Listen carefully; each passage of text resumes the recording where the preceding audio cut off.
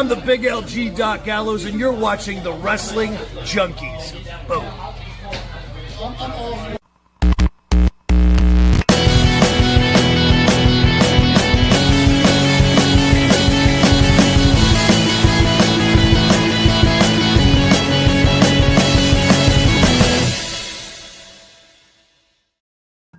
This is exactly why I told you not to say the T word yesterday. Because you were feeling all big and bold and ballsy and feeling all fine by saying it. And now here we are having, internet's not being our friend today, but we're hopefully going to get this match in the ring. What's going on, everybody? Welcome back to the Wrestling Junkies Podcast. I'm Mr. Cincinnati. As always, I am joined by the podcast dad who just seems to want to curse everything we fucking do around here. What's going on, buddy? No. You're not going to get on here and attack me and then blame me for everything. Why? It's your fault. Stop moving the table.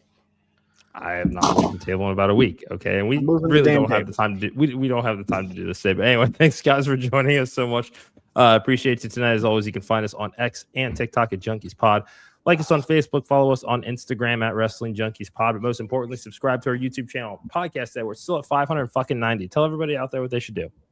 Well, I guess we got to tell 10 people if you're watching and we want to keep watching and you want to keep seeing us, tell them to subscribe because we can't do this without subscribers. So the hell are you doing? We could. It would just be a whole hell of a lot less fun.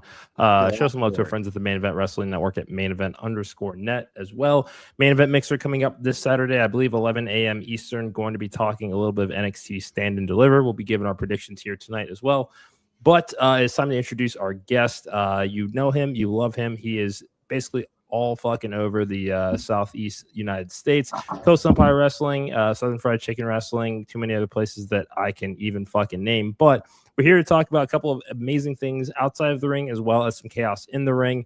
You have seen Allison Miller on here. I believe it was episode 450 of our show talking about a book that she wrote about Hunter and his journey following in his father's footsteps in the professional wrestling industry.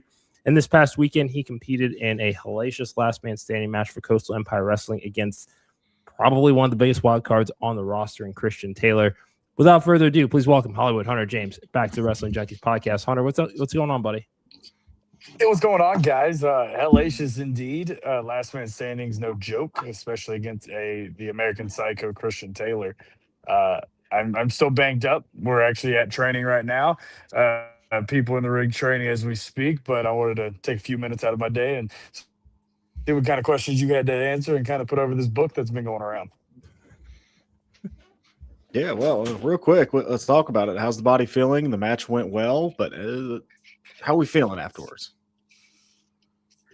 Terrible. Whoever told me it was a good idea to jump off a ladder, do an elbow drop through a table was horrible. Yes, it won the match, but it was a horrible idea. Horrible. It hurts. The table didn't even break in a cool way. It just collapsed. I mean, only partly. Circumstances. It was already designed. There was a ladder. There was a table. Somebody had to do it. Well, yeah, that's wrestling 101. Like if you set up the table, you gotta use it. See, it wasn't my fault. It was an equation. Yeah, 2 + 2 = 4, guys. I had to get the 4. That's fair. That's you're not going to hear us knock it. I mean, you've been doing some really cool shit with Coastal. I mean, the last couple of years, but this is, I don't know. We have seen you go through some battles in a CEW ring, but this one, Christian Taylor. No, I mean he is just an interesting cat. I think we can all agree on that. I lost Cincinnati. Let's see. Better now? I was gonna say, I got you too. All right, okay. So I'll make this quick. Christian Taylor, I mean, he's ascended up the card pretty quickly, but he's, again, I think wild card is the name of the game here. Do you feel like this is truly over? I would think so. I've pinned him, and now I've beat him at his own game in violence and chaos, last man standing, trash cans and tables and ladders and kendo sticks, everything else in between. He couldn't answer the 10 count. I don't know what else he'd want from me other than the fact that Simon Sermon obviously always has it out for me. So I think it's over between me and him, but between me and Simon, it's never over. Seems that way. You just can't get away from him, huh? He thinks I'm pretty. I can't help it. Don't we all? Yeah. No, can't argue with that. But anyway, look, what's next on the horizon? Christian Taylor's in the review. What's next? Obviously, I think it's plain and simple. It's time to get back on track to the Coastal Empire Heavyweight Championship. Michael Walker, obviously one of my closest friends, what was one of my closest friends, turns his back on me, joins Simon Sermon, the arch nemesis, probably one of the biggest enemies I've ever had in my life. Because it's been 2 years running now of Simon just being on my ass. What a dream for him. And he obviously still have the championship that I want. There's a championship, a brand new championship at that. And I want that big, beautiful new championship around my waist. Let's pivot real quick while we have you. Rough House. How does it feel to be the subject of a book? It's one of the coolest things in the world. I actually have gotten noticed by the book rather than wrestling in public, and that was really cool. We were in Kingsland the other night for United Pro Entertainment, excuse me, and we was at the Walmart down there just picking up a few things to snack on the way home, and somebody actually pulled me aside and goes, "Are you Hunter James?" I was like, "Yeah, that would be me." And she goes, "I've been reading your book." I was like, "I've never seen you wrestle, but I've been reading your book." And I'm like, "Whoa, that's not how this is supposed to go. You're supposed to see me wrestle, then read the book." But like, she goes, "No, I just watched your match after I read the book," and blah blah blah. And it's very cool. It's fun to read your own story, but it's even more fun to read your friends' stories that you met along the way. Sometimes we don't get the opportunity to actually hear what got them into wrestling and what wrestling means to them. We only get to be there for a couple hours. We're so focused on what we're doing, getting ready, obviously the travel, and it just takes it out of all of us. So to hear some of my best friends' stories of their childhood, how they got into wrestling, what it means to them, what it meant to their family and their households, it's pretty badass. And it's, I think that's my favorite part more than just being the subject itself, because I lived it. I know what the story is. I know what the path we're going down. And I think it's Allison gave some really cool perspectives that I never even thought of myself. So there's a lot of that came out of this book just from a mindset perspective. Mentally, it's very humbling's not the right word for this situation, but it's like you're getting a different perspectives of your own life, and it's very gratifying. Yeah, and Allison spoke very glowingly of you throughout the entire research process when she was on the show a while back, and I kind of want to get your side of kind of that initial research and writing phase, because especially in an industry like pro wrestling, if you grew up and that was the family business, you may not be so quick to want to share your life story with somebody that's interested in writing it. You never know what the objective is. What was it about Allison and the concept that drew you to your involvement in it? One, I think she has the motherly instinct of you want to tell her, "Mom, look how good I did in school." And with my parents, they were not anti-wrestling, but they didn't want to talk about wrestling. My father was a wrestler. He's in the book, and he didn't want to talk about wrestling. My mom really didn't want to talk about wrestling because he thought it consumed my dad's life. So Allison comes up and starts asking questions, and my trainer at the time, Jamie Holmes, and was like, "Okay, she's cool." So okay, cool. So then I spilled everything. She had it was very easy to open up to her. There's no one specific thing. I just kind of relate it to she had, I think it's the motherly instinct to open up to her, I guess. Yeah.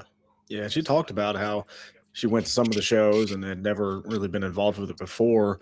And it took a minute to gain that trust. What was it that gave her that trust? Why did you, you talk about the motherly instinct, but what was it that you saw in her that was like, yeah, I'll open up? I think it was how patient she was because we're not giving away everything all at once. She was real patient and real willing just to kind of step back and watch and observe anybody else. If you're a regular fan trying to get the knowledge, they kind of are jumpy and they're ready to ask the next question before they actually get an answer. They want to know everything instead of her just naturally over the 6-year time span learning, gradually coming up and oh, this is heat. Oh, this is a pop. This is a baby face. This is a heel. Yeah. This is why this story needed this and X, Y, and Z. It was just the patience, I think. Yeah. And I think that's what separates, an okay wrestling biography from a great one is that, that patience and, needing to learn about kind of the fundamentals of the industry before going into the story. You at least want to have some foundation of awareness of kind of how things are supposed to work generally, that I think she captured really, really well. Yeah, I agree, and I think that with that extra time, she got different perspectives, and anybody that's read the book sees the amount of stories from other people there are in there, and we all have our own different perspectives of what's going on in wrestling, what works and what doesn't work, because it's not just I said there's an equation earlier, and you'll hear people say don't try to recreate the wheel, but like it's such a big wheel, like wrestling's not all one thing. There's comedy, there's the hardcore wrestling, technical wrestling, lucha, high flying, and everything in between, striking. Like there's so much that you could look at and be like Austin and Brock were two different wrestlers. Brett and Shawn were two different wrestlers. Hogan and Warrior and Savage were all three different wrestlers. I think that's the best fucking scenario. Warrior, Hogan, and Savage are three completely different wrestlers, three different builds, three different mindsets, but it all accomplished the same thing. Yeah, well said. So the year is about a fourth of the way done. Goals for the rest of the year, minus obviously winning back the Coastal Empire Championship. But what are your goals for the rest of the year? I think from like character wise, obviously is to win all the gold possible, and keep doing what I'm doing, keep being the wrestler of the year, be wrestler of the year next year. From a personal standpoint, the goals never change. It's always to maximize my minutes and really get my name out there to top promotions and bigger promotions on television, and try to make Hunter James a household name, starting from the bottom up, whether it's Ring of Honor to AEW or NXT to WWE, or going to NWA or going to MLW or going to TNA and then working my way up that ladder. Whatever it may be this year, that's kind of obviously it's been the goal since day one, but I've been putting a lot of extra pressure on myself recently. I've been getting in the best shape of my life. Anybody that follows me sees that every day. I post some kind of progression picture, so that way, one, it kind of keeps me on track to kind of, hey, you were so close to having a tryout not too long ago, but they literally told me it was the physique. Okay, cool.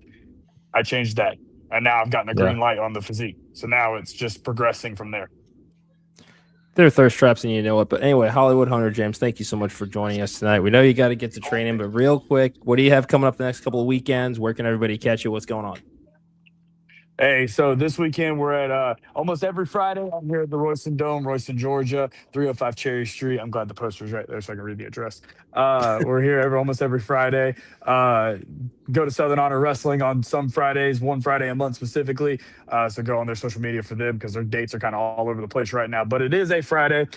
Southern Fried Championship Wrestling this Saturday. We are going to Wrestle America in Deep South. Deep South Wrestling, that would be Atlanta and Forsyth next week. We are back at Viral Pro Wrestling in Augusta, Georgia on the 18th. And then the last Saturday of the month, we are at Coastal Empire Wrestling. Scrappy Championship Wrestling is somewhere on a Sunday in there. I got to look at my schedule. I want to say it's the 12th. Deep South Wrestling is the 26th. And then maybe you'll see me in a ring on Honor Club real soon. So stay tuned. All right. Can't wait to see it, man. Always good to have you back on. Congratulations on all the success, and give them hell. We'll talk to you soon, man. Awesome. Thank you, guys. Hollywood out. Thanks, Hunter. Hunter James, everybody, thank you so much for joining us tonight. Hard-working dude, man. I'm telling you, he wasn't kidding about the physique. No, he was not. And I mean, over the last couple of years, there's just been something that he's just been locked all the way in, and hard work pays off. It's focused, and that's the name of the game. You want to go get it, like that, and that's part of it, right? And I think that's something. Hunter's very confident, right? Yes, but he's also, I don't want to say humble in a way, but he takes criticism and he's coachable. Like I think that's the one thing that you need to be, especially coming up, is like you got to be coachable. If they tell you you got to fix something, go fix it. And he goes all the way and fixes it, and then goes, "What's next?" So great. I mean, just great professional advice, but also just great life advice. Facts. Yeah, couldn't agree more. Happy hump day to the fact checker. Fernando, we see you in the chat here as well, my friend. Thank you so much for joining us. And Podcast Dad, he's not feeling stand and deliver. We did have the final NXT ahead of stand and deliver this weekend. Do you have the same sentiment as Fernando? Yes. I do too. It's I'm trying to think here. How do I say this and not sound like bitter? I'm pulling up the card real quick. Like, there's a few matches on here that I just don't like. I'm into some, but I'm not into others. Like this, Sure. The Americanos. They shouldn't have won. They shouldn't have won. I'm sorry. You said one more time. They shouldn't have won. I told you that last night. I thought they were going to win, but they shouldn't have. Because I feel like they have something with the birthright, and they're just. They do. I don't know what they're doing. It's early, so I don't want to like jump off the wagon right away. But it was like, yeah, that was a much needed win for that group to establish the legitimacy. I mean, especially if you're going to go so far as to pull Finley and William Regal back onto television to kind of cement the final piece to this puzzle, then yeah, it's there needs to be something more with them. Like I enjoy the fact that, again, even though, not everybody in that group is a second generation superstar, there's very clearly a chemistry there with all of them.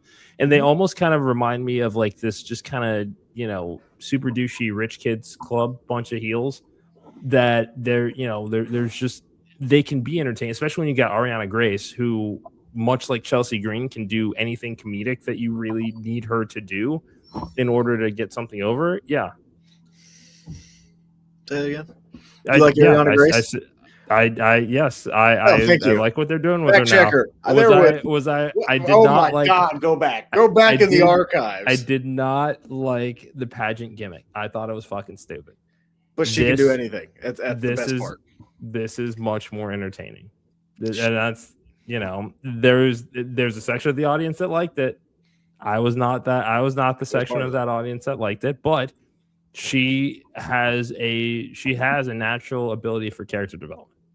Yeah, she does, and she's got it. So I mean, let's run through the card, right? On the pre-show, you got a 10-person mixed tag match. You got Hank and Tank, Shiloh Hill, Eli Knight, and Ren Sinclair taking on the Birthright. Okay. Yeah. Birthright has to win this. They have to win here. Yes. Yeah. If you want this group to have any sort of credibility, this is the biggest show of the year, even though it does not feel like it. And I think a lot of it is because this is it's not happening. Yeah, it's not WrestleMania weekend.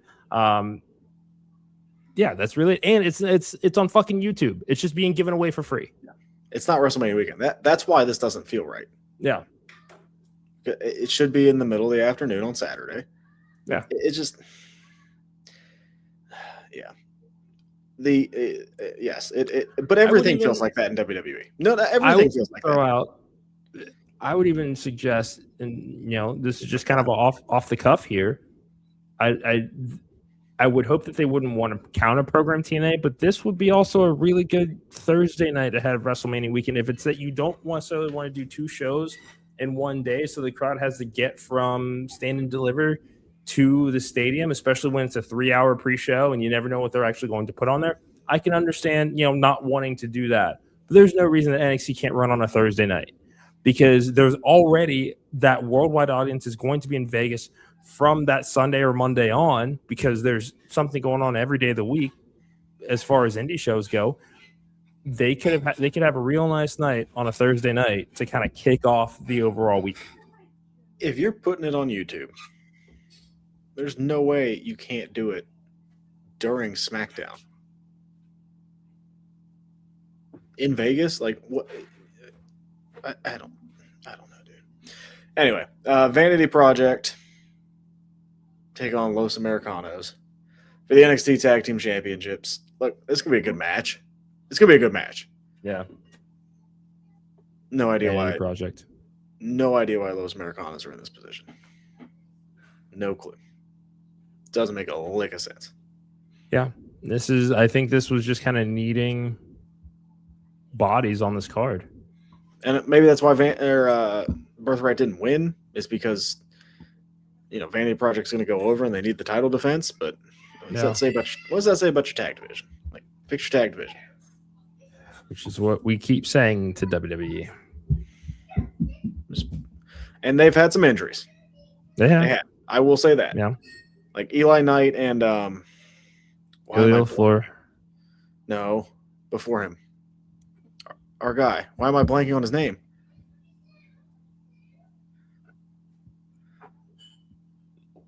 I don't know. Excuse me. He's hurt. He was on crutches. He was the one teaming with Eli Knight before. Oh, I'm going to kick myself with Fluff. I don't know.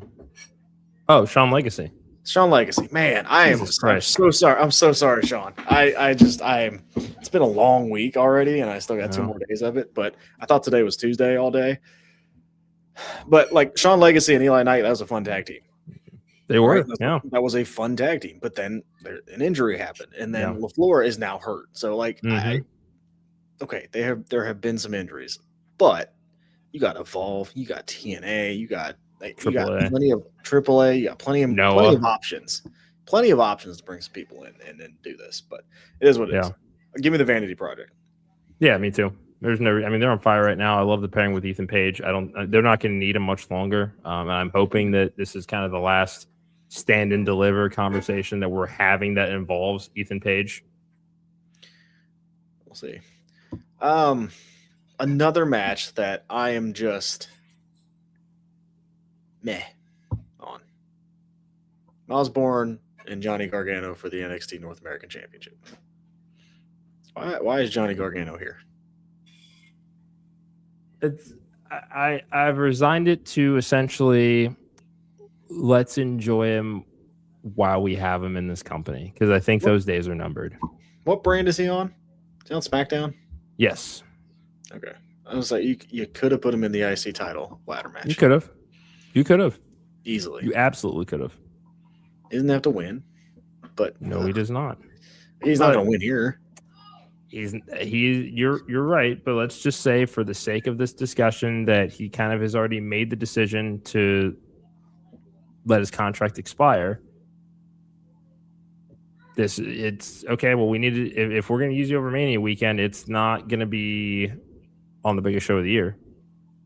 We'll send you down to Orlando, let you do a swan song down there.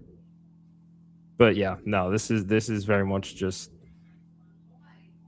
At this point, I'm hoping he leaves. Yeah, me too. Because I would like to see Johnny Gargano. That's it. Yeah, that's it. It's not even that I want to see Johnny Gargano. I want to see Johnny wrestling. Yeah. Yes, I want to see him used for something. Yeah, this is just not. I don't blame him for coming back. He's a Triple H guy. I think that we thought that it would go a lot better than it did. It's not to say that there wasn't some success by putting DIY back together, but there was for a minute. Yeah, but for a stretch there, that tag division on SmackDown was just the drizzling shits. The talent was there. The storytelling was terrible.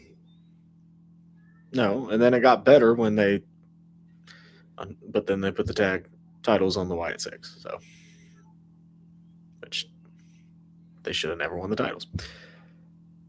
I agree, and I think that this Mark Briscoe thing is just what's that? They're going to team up. They have to. No, they don't. Eventually, they will. It's like Owens and Zayn, man. They're going to team up. I get it, but I get that. But why does his debut mean that they have to start that way? It doesn't, and we're off on a tangent. Miles Bourne, I think, will continue to be the North American champion. So yeah, they have something. They have something with him, something special. Yeah, keep it running. No. And maybe this is, one of those things where let's see what we have kind of thing, right? Because he got shot to the moon real quick, then fell off, and then is now kind of back in the middle. Like they need some names coming up, so let's see how he does in there with Johnny Gargano. Yeah. Singles match for the NXT Women's Championship, maybe. JC Jane, Kendall Gray, or Lola Vice. This will turn into a triple threat. Triple yes? threat, yeah. Has to. I liked the ending. Yes, he is, Fernando. Last night. I liked the ending. I did too. I mean, because we talked about I know that I went on a bit of a tangent about Lola Vice and the fact that she really does not need a championship to be a threat to the main roster as a call-up. And I think that even if she doesn't win this weekend, that still remains the same. The success in AAA means that that's another thing they can put over in commentary. She's the queen of the NXT Underground match, which means that it's something that they could break out if they absolutely needed to on the main roster. I mean, I think that they were certainly presented better than they attempted to during the COVID era. But yeah, there's a lot of upside with Lola Vice that is just not being tapped into yet. And I think that she is almost too big for the current pond of NXT right now. And it's not a bad thing. And not everybody needs to hold the NXT championship to have a successful call-up career. Becky Lynch did just fine. She went back down to win it. It's okay. It's totally fine. Especially if we're looking at potentially having Jada Gray and or Jada Parker, Kendall Gray involved in this match, as well. Yeah. Sorry, I was thinking about Jada Parker from the Kalani Jordan match, but sorry, I think she'll be in line for the title this year at some point. But all told, I think you have to go all in on Kendall Gray right now. Yeah, it's like Obafemi on the main roster. Like, yeah, strike now. Just go for it. She has it. Just go. Go. Very much so. And I mean, that's not to say that, because JC, we have counted out, I don't know how many times during her reigns as women's champion. I am not going to do that now. I'm not going to do that anymore because, again, she outkicked a lot of coverage when it comes to her ceiling in NXT. That I think that we were wrong to underestimate her and what she may be able to do on the main roster. But it is kind of time to usher in something new in the women's title picture right now. Yeah, I would agree. Speaking of that, excuse me, North American Championship for the women. Tatum Paxley will defend against Blake Monroe. It'll be a solid match. Yeah. I expect Tatum to win. I would too, especially the story's been that Blake's been stealing the belt.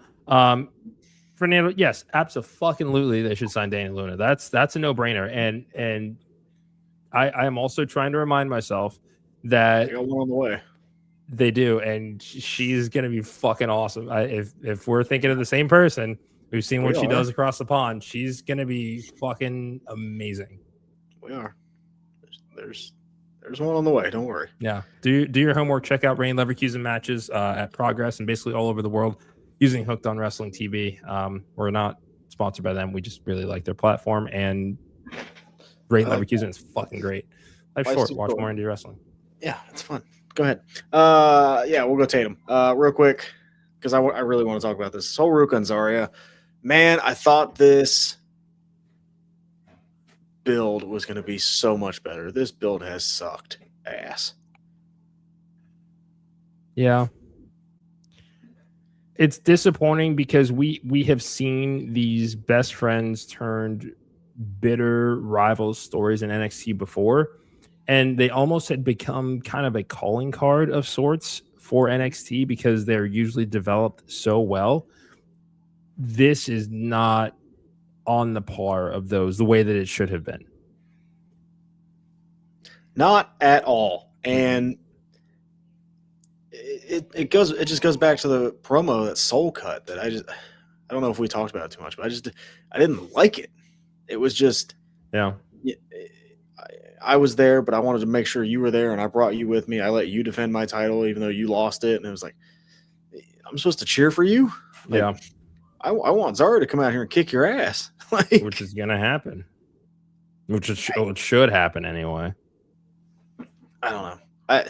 I thought this match was going to be a lot hotter. I thought there was going to be way more heat than there is. It just kind of just doesn't feel like the big match at all that it should be. So I don't know. I'll go Zarya because I feel with my head and my heart that she really, really needs to win this. So Yeah, I'm gonna go Zarya. I am too. Yeah, if you want any shot of making her a credible, dominant heel that can be a transitional champion at any point in time this year, you gotta put her over Sol Ruca. And Fernando, I know you wanted to win. I know you do, and it's easy to want that. It really, really is. But it sounds like there, if and when Sol Ruca does get called up, there is going to be some cosmetic changes to her character. I don't think that she hurts by losing, especially if this is kind of the only match that they have here and she ends up on the main roster. That ceiling is so high for her. I mean, I think we're living in a world where she could be holding Money in the Bank briefcase before the end of the summer. There's so much that they have planned, I think, for her on the main roster that losing to Zarya doesn't change or derail or halt any of that momentum. Zarya is cooked if she loses this match at Stand and Deliver. Yes, because at the end of the day, Sol Ruca is going to go to the main roster. Mm-hmm. Zarya is going to stay in NXT. Zarya is not getting called up. Yeah. And like you're saying, this should be Blake Monroe's final match on NXT. So if we're losing Blake Monroe potentially, as Sol Ruca, like we need other names. Like JC Jane could also potentially see a call up as well this year. I'm not ruling it out. I mean, I'm just saying that these are names that are most likely next on Lola Vice, who we've already talked about at length here. So you do need additional names that seem like final boss kind of threats. Zarya is not it right now, but she can be if she wins this weekend. It kind of is a necessity if you want anything on that character to work. Very much agree. All right. Fatal 4-way for the NXT Championship. Joe Hendry defends against Ricky Saints, Ethan Page, and Tony D'Angelo. I do not want to see any of these four wrestle each other for like the next year after this. And I know that I'm probably not going to get what I want in this case here. No. I'm really tired of these four. Mm-hmm. I enjoy all of them as professional wrestlers. I do. Even Tony, like they're still kind of figuring out what that character is. And I mean, I understand that, but he's once again in a NXT title match on the biggest show of the year. So obviously they have faith in what it is that he's doing now that he's no longer the Don of NXT. But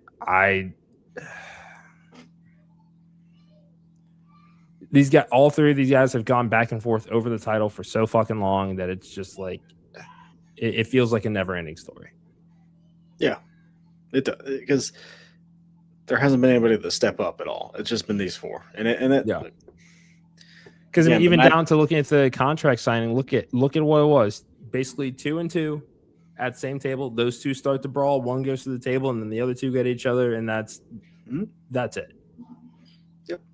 It's rinse repeat. That's why the Stand and Deliver doesn't feel great, because if you look at past Stand and Delivers, which I will, last year, what did we have in the main event? Do you remember?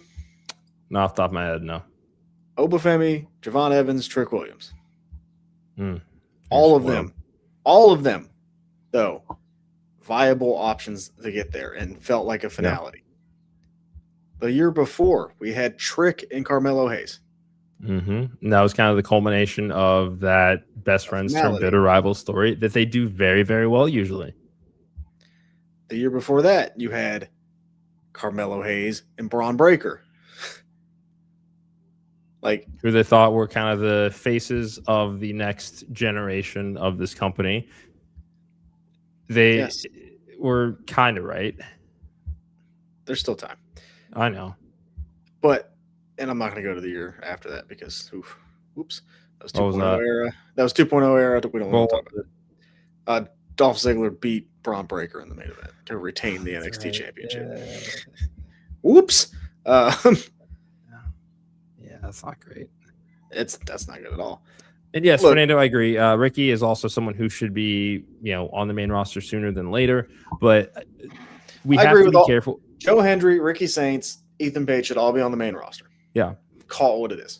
Yeah, I agree. It's the problem is that it would be gutting that roster again, and then it's back to, because it already doesn't feel like stand and deliver as it is, even with the caliber of talent that we're all saying are ready to go to the main roster, and that these should all be swan songs and kind of these peak moments for everybody here. But if we're still sitting here kind of just feeling blah about the card, imagine if we have all these names going to the main roster where they're not on NXT and trying to figure out, okay, who is the next person? I mean, we had Keanu Carver and Jasper Troy, which was a great fucking match, by the way. Loved that match, loved everything about it. Remember when we thought Josh Briggs was going to be the guy to beat Obafemi? Look, they don't. It's just you right now are making my point. We have all these names right now in NXT, and this card feels blah. So send them all up. You got to do something. You have all the names, and it's still not working. Yeah. So change. Let's get some fresh faces in there. We just talked about this main event. It feels like they've been doing this forever because they have. Yeah. Send them all up. Let's get some new faces in there. Bring some people up from Evolve. Bring some people up from the Performance Center. You got to start over at some point. Yeah. You have 3 ready-made superstars in your main event. That's not NXT. It's not what it's supposed to be. Yeah. So send them up. By the way, my pick for this match is Tony D'Angelo. So is Fernandez. Think so. Yes, I do. Because if he doesn't, what's the point? At this point, you just said it. How many big matches has this dude been in? He underwent a huge character change. He go for it. Do it. Yeah. See what happens. Yeah. You know what? It's not like I really thought all that much about how this one should play out. I'm just like not into it, but you convinced me. I think that is, that's the way to go here. Joe Hendry, I mean, let's be honest, that guy could find himself inside Allegiant Stadium later that night or on Sunday anyway, doing something, Yeah, especially if you do a Joe Hendry and Danhausen sort of just backstage interaction of just, some cool shit. Yeah. Yes. No, Ethan Page. I mean, I threw out my idea last night that I think is a really good idea, especially if the Division defend the tag team titles and LA Knight needs a partner.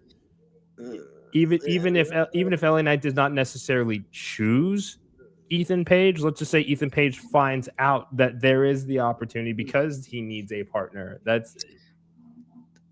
I did see the report today, so Well, what? Okay, dish, bitch. Well, there was a report that it's going to be a 6-man. LA Knight, the Usos, and take on Division and ISHO Speed.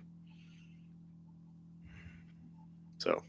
They're trying to sell tickets. It's a business. They're trying to sell tickets. They're trying to sell tickets. Are you fucking kidding me? You can't have no heat on WrestleMania. I'm glad the entrance is gone, though. They def rebelled the hell out of that song, dude. Come on. I'll take that back, dude. No, give me that one back. I just there was a virability to it, or virality, I guess would be the word here, that was really cool in the beginning. They jumped the shark when it becomes the the music stops. All right, let's run it back one more time. No. Thanks for the memories, but no, they def rebel. That's fine. I can still drive to work with that on, and I'll yeet all the way. I would too. I just don't necessarily want to see it every fucking week. I agree. I hated that part, but it's still a banger of a song. It is, and I enjoyed it for a very long time, but it's that it has a shelf life, and it had, yeah. Okay. All right, man. That's our stand and deliver preview. You can tell how excited we are. Def Rebel does suck, Fernando. Def Rebel sucks. That's the way to end the pod. Everybody, Def Rebel sucks. Wait, please subscribe Dynamite real quick. Huh? Fuck it. We'll save it for tomorrow. We went overtime a little bit. It's okay. We'll talk Dynamite tomorrow. We'll Break everything down ahead of Dynasty. Thank you guys so much for joining us tonight. Like, share, subscribe at Junkies Pod, at Wrestling Junkies Pod on Instagram. Like us on Facebook. But subscribe, please. So close to 600 subs. We need your help to get there. Tell one person, tell two people, tell 10. We'd appreciate it. We have fun over here. Plenty of room at the table. Let Podcast Dad swear his moves, but I think you just have vertigo. At main event _ net on all social media platforms to keep up with the happenings of the Main Event Wrestling Network. That is going to do it for us tonight. Thank you again to Hollywood Hunter James, Podcast Dad. It's always great to see you. Be well, my friend. Thank you. And something very close to my heart, as we are now in April. Happy Autism Awareness Month, my friend. Fuck yeah. Happy Autism Awareness Month to you as well. Thank you so much for joining us, everybody. Until tomorrow, enjoy those grabs.